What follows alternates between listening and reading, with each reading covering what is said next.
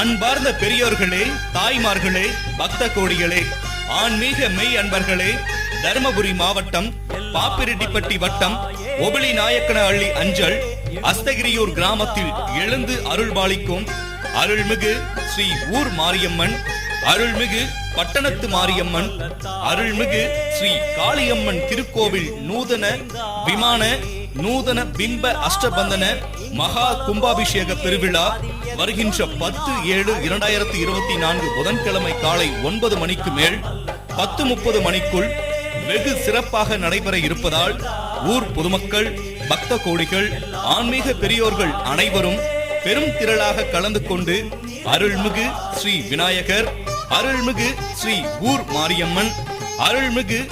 பட்டணத்து மாரியம்மன், அருள்மிகு ஸ்ரீ காளியம்மன் திருவருளை பெற்று